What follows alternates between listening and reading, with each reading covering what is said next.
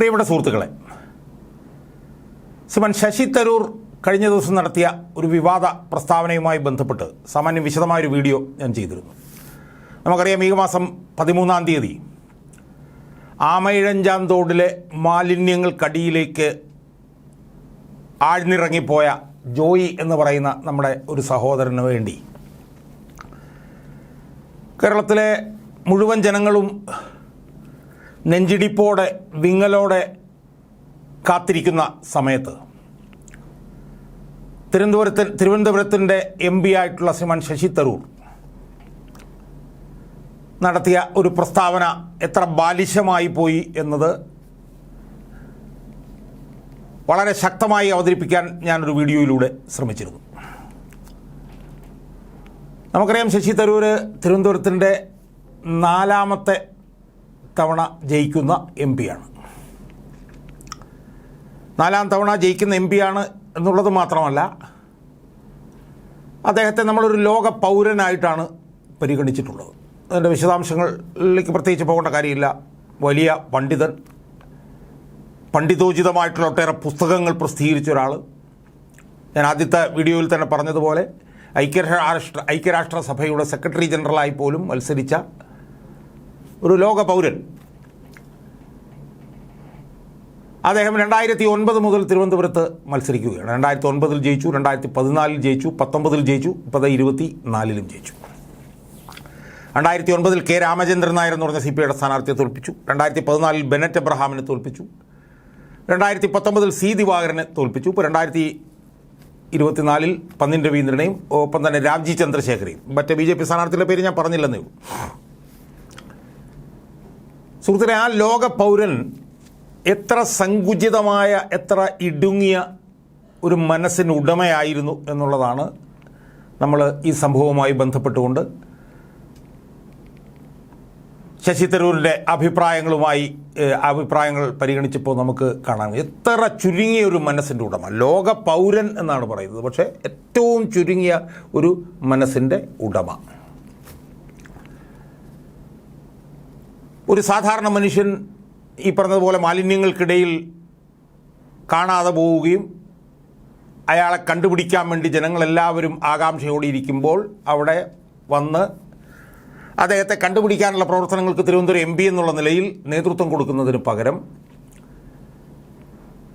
ആദ്യം ഞാനൊരു Facebook post ഇട്ടെന്നും 2ാം ദിവസം വീണ്ടും ഒരു ഫേസ്ബുക്ക് പോസ്റ്റ് ഇട്ടെന്നും അതാണ് തൻ്റെ ഉത്തരവാദിത്വമെന്നും പറയുന്ന ഒരു ജനപ്രതിനിധി. അതൊരു MLA പോലുമല്ല, ഒരു MP. അപ്പോൾ അയാളുടെ കാഴ്ചപ്പാടാണ് നമ്മൾ അതിനകത്ത് നിന്ന് മനസ്സിലാക്കേണ്ടത് എന്നാണ് എനിക്ക് തോന്നുന്നത്. ഒന്നല്ല 2 തവണ താൻ ഫേസ്ബുക്ക് പോസ്റ്റ് ഇട്ടു, അതല്ലാതെ താൻ എന്തു ചെയ്യാൻ എന്നാണ് അദ്ദേഹത്തിൻ്റെ ചോദ്യം. MPക്ക് എക്സിക്യൂട്ടീവ് അധികാരങ്ങൾ വല്ലതുമുണ്ടോ എന്നാണ് അദ്ദേഹത്തിൻ്റെ ചോദ്യം. അപ്പോൾ ഇതിനകത്ത് അടങ്ങിയിരിക്കുന്ന വിഷയങ്ങൾ, ഒന്ന്, ഇതുപോലൊരു ദാരുണ സംഭവം ഉണ്ടായിക്കഴിഞ്ഞാൽ ഫേസ്ബുക്ക് പോസ്റ്റ് ഇട്ട് കഴിഞ്ഞാൽ തൻ്റെ ഉത്തരവാദിത്വം അവസാനിച്ചു എന്ന് പറയുന്ന ഒരു ജനപ്രതിനിധി. 2, ഒരു പ്രതിപക്ഷ MP ആയിരുന്നാൽ തനിക്ക് യാതൊരു ഉത്തരവാദിത്തങ്ങളുമില്ല എന്ന് പറയുന്ന ഒരു ജനപ്രതിനിധി. അപ്പോൾ ഒന്ന്, ഈ പറഞ്ഞ പോലെ ഫേസ്ബുക്ക് പോസ്റ്റ് ഇട്ടാൽ തൻ്റെ ജോലി തീർന്നു എന്നാണ് അയാൾ പറയുന്നത്. 2, അയാൾക്ക് പ്രതിപക്ഷ MP എന്നുള്ള നിലയിൽ ഒരു ഉത്തരവാദിത്വമില്ല. കാരണം എക്സിക്യൂട്ടീവ് അധികാരമില്ലാത്ത ഞാൻ പ്രതിപക്ഷ MP ആയിട്ടിരുന്നിട്ട് എന്ത് ചെയ്യാൻ എന്നാണ് അയാൾ ചോദിക്കുന്നത്. അങ്ങനെയാണെങ്കിൽ അയാൾ എന്തിനാണ് പ്രതിപക്ഷ MP ആയി തുടരുന്നത് എന്നുള്ളൊരു അടിസ്ഥാനപരമായിട്ടുള്ള ചോദ്യത്തിന് മറുപടി പറയേണ്ടി വരില്ല സുഹൃത്തുക്കളെ. അപ്പോൾ അത് സംബന്ധിച്ചാണ് നമ്മൾ വിശദമായിട്ട് ഒരു വീഡിയോ ചെയ്തത്. വലിയ പ്രതികരണമാണ് അതിനുണ്ടായത്. ഞാൻ ഈ വീഡിയോയിലൂടെ ഇന്ന് എൻ്റെ പ്രേക്ഷകരുമായി ചർച്ച ചെയ്യാൻ ഉദ്ദേശിക്കുന്നത് ഈ ശശി തരൂർ എന്ന് പറഞ്ഞ തിരുവനന്തപുരത്തിൻ്റെ MP നടത്തിയ ഒരു വിവാദ പ്രസ്താവന ആണ്. ആ വിവാദ പ്രസ്താവന എൻ്റെ പ്രേക്ഷകരുമായി പങ്കുവെക്കുന്നതിന് വേണ്ടിയിട്ടാണ് ഞാൻ ഈ വീഡിയോയിലൂടെ ശ്രമിക്കാൻ പോകുന്നത്. നമുക്കറിയാം, ഈ കഴിഞ്ഞ ജൂലൈ 18-ാം തീയതി ഉമ്മൻചാണ്ടിയുടെ ചരമവാർഷികവുമായി ബന്ധപ്പെട്ട് പിണറായി വിജയൻ പങ്കെടുത്തൊരു യോഗം അതുമായി ബന്ധപ്പെട്ട് വലിയ വിവാദങ്ങൾ ഉയർന്നിരുന്നു. ആ വിവാദങ്ങൾ ഉയർന്ന സമയത്ത് അതുമായി ബന്ധപ്പെട്ടുകൊണ്ട് തൻ്റെ മറുപടി ചാണ്ടി ഉമ്മൻ പറയുന്ന വേദിയിൽ ശ്രീമാൻ ശശി തരൂരും ഉണ്ടായിരുന്നു. ശ്രീമാൻ ചാണ്ടി ഉമ്മൻ ആ വേദിയിൽ ഇരുന്നുകൊണ്ട് താൻ പറഞ്ഞ കാര്യങ്ങളെ, താൻ എടുത്ത നിലപാടുകളെയൊക്കെ ശക്തിയുക്തം ന്യായീകരിച്ചു. ന്യായീകരിച്ച് കഴിഞ്ഞിട്ട് അദ്ദേഹം പറഞ്ഞു എൻ്റെ കൂടിയിരിക്കുന്ന ശശി തരൂരിനും ഇതേ അഭിപ്രായം തന്നെയാണ് എന്നാണ് എനിക്ക് തോന്നുന്നത് എന്ന് പറയുകയും ശശി തരൂർ അവിടെ നിന്ന് ചില പ്രതികരണങ്ങൾ നടത്തുകയും ചെയ്തു. ആ പ്രതികരണത്തിൽ വലിയ വിവാദപരമായിട്ടുള്ള ഒരു പരാമർശം അടങ്ങിയിട്ടുണ്ട് എന്ന് പറയാൻ വേണ്ടിയിട്ടാണ് ഞാൻ ഈ വീഡിയോയിലൂടെ ശ്രമിക്കാൻ പോകുന്നത്. സുഹൃത്തുക്കളെ, ആ പരാമർശത്തിൽ അതിൻ്റെ ഒന്നാം ഭാഗം എന്ന് പറയുന്നത് ചാണ്ടി ഉമ്മനെ ന്യായീകരിക്കുകയായിരുന്നു. ചാണ്ടി ഉമ്മൻ ചെയ്തത് ശരിയാണ്, പിണറായി വിജയൻ ചെയ്തത് ശരിയാണ് എന്നൊക്കെ പറഞ്ഞ് ന്യായീകരിച്ചതിന് ശേഷം അദ്ദേഹം നടത്തിയിട്ടുള്ള ചില പരാമർശങ്ങളുണ്ട്. ആ പരാമർശങ്ങൾ ആദ്യം നമുക്കൊന്ന് കേൾക്കാം. ഞാൻ അവിടെ ഉണ്ടായിരുന്നു ആ സമയത്ത്. ഞാനും ചാണ്ടി ഉമ്മൻ പറഞ്ഞത് ആ സ്പിരിറ്റിൽ തന്നെയാണ് കണ്ടത്. മുഖ്യമന്ത്രി നിങ്ങൾക്കറിയാം ശ്രീ ഉമ്മൻചാണ്ടിയെക്കുറിച്ച് പല നല്ല വാക്കുകൾ പറഞ്ഞു. അങ്ങനെ ഒരു അവസരമായിരുന്നു ഇത്. രാഷ്ട്രീയം കളിക്കുന്ന ഒരു വേദിയായിട്ട് ഞാനും കണ്ടില്ല. അപ്പോൾ ചാണ്ടി ഉമ്മൻ പറഞ്ഞതൊക്കെ എൻ്റെ അഭിപ്രായത്തിൽ ശരി തന്നെയാണ്. അദ്ദേഹത്തെ ഏത് സ്പിരിറ്റിലാണ് സംസാരിച്ച് എല്ലാവരെയും കുറിച്ച്, അവിടെ വേദിയിരിക്കുന്ന എല്ലാവരെയും കുറിച്ച് സംസാരിച്ച പോലെ തന്നെ പിന്നെ മുഖ്യമന്ത്രിയും സംസാരിച്ചു. അദ്ദേഹം ആ സ്പിരിറ്റിൽ അദ്ദേഹത്തിൻ്റെ ഒരു നല്ല വാക്ക് പറഞ്ഞു. ഇതിൽ രാഷ്ട്രീയം കാണാൻ ഒരു ആവശ്യവും ഞാൻ കാണുന്നില്ല. നിങ്ങൾക്ക് നല്ലപോലെ അറിയാം ഈ നമ്മുടെ രാഷ്ട്രീയത്തിൽ പിന്നെ കുറച്ചൊരു കൂടുതൽ എന്താ പറയുക ഒരു പോളറൈസേഷൻ വന്നിട്ടുണ്ട് എല്ലാ ഭാഗത്തും. പക്ഷെ നമ്മുടെ രാജ്യം നന്നാവണമെന്നുണ്ടെങ്കിൽ എല്ലാവരെയും ഉൾക്കൊള്ളുന്ന ഒരു പുരോഗതിയും എല്ലാവരും ഉൾക്കൊള്ളുന്ന ഒരു വികസനവും അവസാനത്തെ എല്ലാവരും ഉൾക്കൊള്ളുന്ന ഒരു രാഷ്ട്രീയം വേണം. നിങ്ങൾ ഒരുപക്ഷെ ചിലർ ഓർക്കുന്നുണ്ടാവും, ഞാൻ ആദ്യം ഇലക്ഷൻ മത്സരിച്ചപ്പോൾ ഞാൻ പറഞ്ഞൊരു കാര്യമായിരുന്നു, ശ്രീ നാരായണ ഗുരു പറയുന്ന പോലെ മതം ഏതായാലും മനുഷ്യൻ നന്നാൽ മതി പറയില്ല. ഞാൻ എപ്പോഴും പറയും രാഷ്ട്രീയം ഏതായാലും രാഷ്ട്രം നന്നായി മതി. ഇങ്ങനെയുള്ള കാര്യത്തിൽ നമുക്ക് രാഷ്ട്രീയം അതീതമായിട്ടും കാണണമെന്നാണ് എൻ്റെ ഈ വിശ്വാസം. കേട്ടല്ലോ, ഇതാണ് ശശി തരൂർ അവിടെ നടത്തിയ പരാമർശം. അതിൽ അദ്ദേഹം പറയുന്നത് എന്താ, നിങ്ങൾക്ക് നല്ലപോലെ അറിയാം നമ്മളുടെ രാഷ്ട്രീയത്തിൽ കുറച്ച് കൂടുതൽ പോളറൈസേഷൻ വന്നിട്ടുണ്ട് എല്ലാ ഭാഗത്തു നിന്നും. പക്ഷേ നമ്മുടെ രാഷ്ട്രം നന്നാകണമെങ്കിൽ എല്ലാവരെയും ഉൾക്കൊള്ളുന്ന പുരോഗതിയും എല്ലാവരെയും ഉൾക്കൊള്ളുന്ന രാഷ്ട്രീയവും എല്ലാവരെയും ഉൾക്കൊള്ളുന്ന വികസനവും വേണം. ഇതാണ് അദ്ദേഹത്തിൻ്റെ പരാമർശത്തിൻ്റെ ഒരു ഭാഗം. അത് വലിയ കുഴപ്പമുള്ളതായിട്ട് നമുക്ക് തോന്നുന്നില്ല.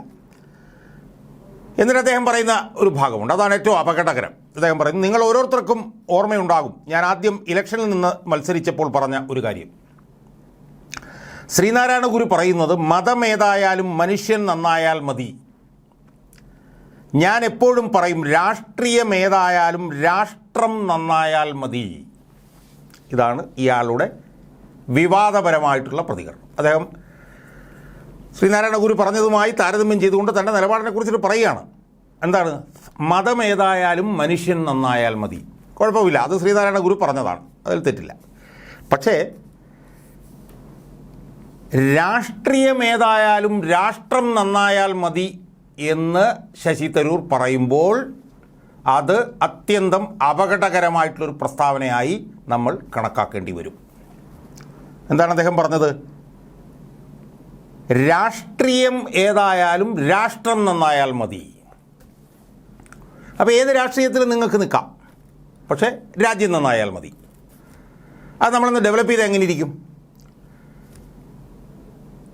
ഏത് രാഷ്ട്രീയമായിക്കൊള്ളട്ടെ എന്നാണ് പറയുന്നത്. എന്ന് വെച്ചാൽ മോഡിയുടെ രാഷ്ട്രീയമായാലും RSSൻ്റെ രാഷ്ട്രീയമായാലും CPMൻ്റെ രാഷ്ട്രീയമായാലും രാഷ്ട്രം നന്നായാൽ മതി എന്നാണ് ആരാ പറയുന്നത്? കോൺഗ്രസിൻ്റെ വർക്കിംഗ് കമ്മിറ്റി അംഗവും തിരുവനന്തപുരത്തെ കോൺഗ്രസിൻ്റെ MPയുമായിട്ടുള്ള ഒരാളാണ് ഈ വാദഗതി പറയുന്നത്. അത് അത്യന്തം അപകടകരമല്ലേ സുഹൃത്തുക്കളെ? ഞാൻ ചോദിക്കട്ടെ, മോദിയുടെ രാഷ്ട്രീയത്തെ എതിർത്തുകൊണ്ടല്ലേ അദ്ദേഹം തെരഞ്ഞെടുപ്പിൽ മത്സരിച്ച് വിജയിച്ചത്? അപ്പോൾ സ്വാഭാവികമായും മോദിയുടെ രാഷ്ട്രീയം രാഷ്ട്രം നന്നാവുകയായിരുന്നുവെങ്കിൽ മോദിയുടെ രാഷ്ട്രീയവും അംഗീകരിക്കാം എന്നാണ് അദ്ദേഹം ഉദ്ദേശിക്കുന്നത്. ഇപ്പോൾ രാഷ്ട്രം നന്നാവുന്നു എന്നുള്ളത് ആണെന്ന് വിചാരിക്കുക. രാഷ്ട്രം നന്നാകുന്നു എന്നുള്ളതാണ് ധാരണയെങ്കിൽ മോദിയുടെ രാഷ്ട്രീയത്തെയും ഞാൻ പിന്തുണയ്ക്കും. സംസ്ഥാനത്ത് വികസനം നടക്കുന്നുണ്ടെങ്കിൽ പിണറായി വിജയൻ്റെ രാഷ്ട്രീയമായാലും പ്രശ്നമില്ല. അപ്പോൾ സംസ്ഥാനത്ത് വികസനം നടക്കുന്നുണ്ടെങ്കിൽ പിണറായി വിജയൻ്റെ രാഷ്ട്രീയത്തെ പിന്തുണയ്ക്കാം, കേന്ദ്രത്തിൽ വികസനം നടക്കുന്നുണ്ടെങ്കിൽ മോദിയുടെ രാഷ്ട്രീയത്തെയും പിന്തുണയ്ക്കാം എന്ന് എങ്ങനെയാണ് ഒരു കോൺഗ്രസിൻ്റെ വർക്കിംഗ് കമ്മിറ്റി അംഗത്തിന് പറയാൻ കഴിയുക എന്നുള്ളത് എത്ര ആലോചിച്ചിട്ടും മനസ്സിലാവുന്നില്ല. കോൺഗ്രസിൻ്റെ സ്ഥാനാർത്ഥിയായിട്ടാണ് ശശി തരൂർ മത്സരിച്ചത്. കോൺഗ്രസിൻ്റെ രാഷ്ട്രീയവും പ്രത്യയശാസ്ത്രവും പിന്തുടരാൻ മാത്രമേ പിന്നെ ശശി തരൂരിന് കഴിയുകയുള്ളൂ. അല്ലെങ്കിൽ കോൺഗ്രസിൽ നിന്ന് ശശി തരൂർ മാറേണ്ടി വരും. കോൺഗ്രസിൻ്റെ രാഷ്ട്രീയം ഈ ശശി തരൂർ പറയുന്നതാണോ? രാഷ്ട്രം നന്നായാൽ മതി, രാഷ്ട്രീയം ഏതായാലും കുഴപ്പമില്ല എന്ന് കോൺഗ്രസ് പറയുന്നുണ്ടോ? ഉണ്ടെന്ന് എനിക്ക് തോന്നുന്നില്ല. എന്ന് മാത്രമല്ല, രാഷ്ട്രത്തെ നശിപ്പിക്കുന്ന രാഷ്ട്രീയം, അല്ലെങ്കിൽ രാഷ്ട്രത്തെ നശിപ്പിക്കുന്ന, രാഷ്ട്രത്തിന് ചേരാത്ത രാഷ്ട്രീയം പിന്തുടരുന്ന ദേശീയ ജനാധിപത്യ സഖ്യത്തിനെതിരായിട്ട് മത്സരിച്ച ഒരാളാണ് ഈ പറയുന്നത് രാഷ്ട്രീയം ഏതായാലും രാഷ്ട്രം നന്നായാൽ മതിയെന്ന്.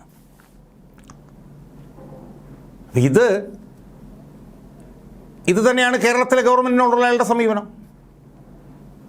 കേരളത്തിലെ UDFും കോൺഗ്രസും ഏറ്റവും വലിയ എതിരാളിയും ശക്തിയുമായി കാണുന്നത് കേരളത്തിലെ പിണറായി വിജയൻ്റെ നേതൃത്വത്തിലുള്ള ഇടതുപക്ഷ ജനാധിപത്യ മുന്നണി ഗവൺമെൻറ്റിനെയാണ്. പക്ഷേ ആ ഗവൺമെൻറ്റിനെതിരെ കഴിഞ്ഞ 8 വർഷക്കാലമായി ശശി തരൂർ എന്ന് പറഞ്ഞിട്ടുള്ള ഈ കോൺഗ്രസിൻ്റെ MP കമാന്നൊരക്ഷരം മിണ്ടിയിട്ടില്ല എന്നുള്ളത് നമ്മൾ കണ്ടുകൊണ്ടിരിക്കുകയല്ലേ. അപ്പോൾ കേരള ഗവൺമെൻറ്റിനെ കുറിച്ചുള്ള ശശി തരൂരിൻ്റെ നിലപാടെന്താ? ഇവിടെ വികസനവും ഒക്കെ നന്നാവുന്നു, ഇവിടെ നല്ലപോലെ കാര്യങ്ങളൊക്കെ നടക്കുന്നുണ്ട്, അതുകൊണ്ട് ഈ ഗവൺമെൻറ്റിനെയും ഈ പാർട്ടിയെയും പിന്തുണയ്ക്കാം എന്നുള്ളതാണോ? ആണെങ്കിൽ അയാൾ അത് പറയാൻ ബാധ്യസ്ഥനാണ്. അതുകൊണ്ട് എനിക്ക് സൂചിപ്പിക്കാനുള്ളത്, രാഷ്ട്രീയം ഏതായാലും രാഷ്ട്രം നന്നായാൽ മതി എന്ന് ശശി തരൂർ പറയുകയാണെങ്കിൽ ശശി തരൂരിന് പിന്നെ കോൺഗ്രസിൻ്റെ വർക്കിംഗ് കമ്മിറ്റിയിലിരിക്കാനും കോൺഗ്രസിൻ്റെ MP ആയി തുടരാനും അർഹതയില്ല എന്നാണ്. രാഷ്ട്രം നന്നാവാൻ ഏത് രാഷ്ട്രീയ പാർട്ടിയിലും അംഗമാകാം എന്നാണ് അദ്ദേഹം പറയുന്നതെങ്കിൽ അദ്ദേഹത്തിന് കോൺഗ്രസിൻ്റെ നേതാവായി തുടരാൻ അർഹതയില്ല എന്നാണ് എൻ്റെ വാദം. അതുകൊണ്ട് ഈ നിലപാടാണ് ശശി തരൂർ പിന്തുടരുന്നതെങ്കിൽ അയാളെ കോൺഗ്രസിൻ്റെ ഒരു MP ആയി കോൺഗ്രസിൻ്റെ നേതൃത്വം കണക്കാക്കരുത് എന്നാണ് എനിക്ക് സൂചിപ്പിക്കാനുള്ളത്.